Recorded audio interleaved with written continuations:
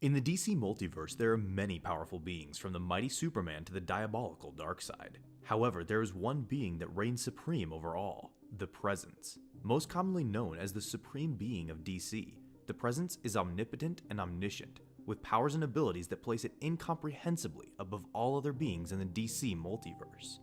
There is no known reference to the creation or birth of the Presence due to the fact that it is an infinite and all-knowing force that predates all concepts including time and space.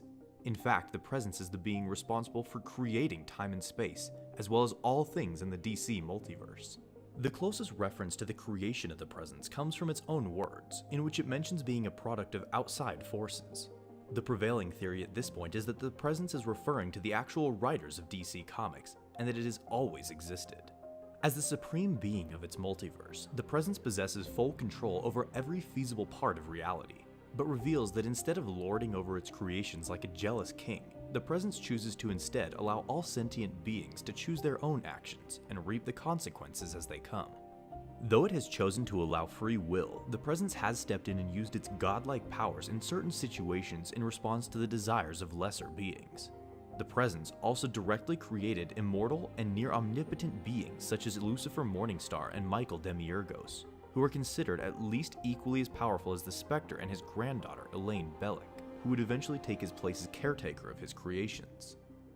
On one occasion, Detective Jim Corrigan, who was possessed by the curse of the Spectre, wanted to marry the woman he loved, but was hesitant due to his spectral condition, and decided to cut ties with her to keep her safe from his enemies. That night, Corrigan pondered his existence and wished that he could be free from his curse. His pleas ended up reaching the Voice, one of the Presence's forms. As Corrigan slept that night, the Voice stripped the curse from Corrigan, freeing him from the Spectre and allowing him to marry his true love. As he later prepared for his wedding, the detective was tipped off on how to find a gang that he had been trying to arrest, but he was ultimately ambushed and killed by them. After his funeral that night, the Presence summoned his spirit into the heavens, where it decided his mission in the mortal world wasn't finished. The Presence returned him to life and bestowed him with the powers of the Spectre once again before returning him to Earth. As previously stated, the Presence chooses not to intervene in the affairs of mortals in most cases, allowing them to make their choices for themselves and reap the consequences. One such example is the eventual fate of the heroes Hawkman and Hawkgirl.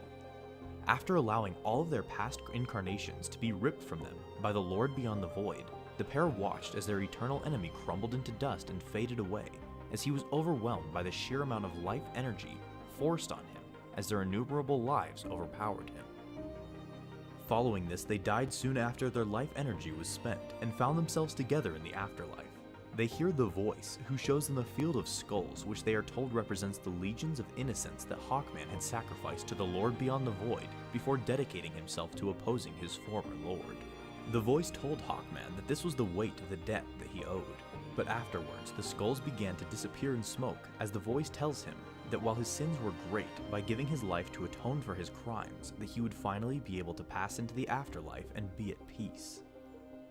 Hawkgirl, who had previously been the Herald of the Heavens, was told that she would once again be able to represent the heavens. However, this would separate the two lovers, and sensing their hesitation, the Voice tells them that they could be reincarnated one last time, and that in this last life they would live much longer than previous lives, but that they would eventually both die. Choosing love over her old position, Hawkgirl agreed, and the pair was reincarnated as Hawkman and Hawkgirl one last time. In spite of its acts of apparent good and mercy, the Presence has shown that it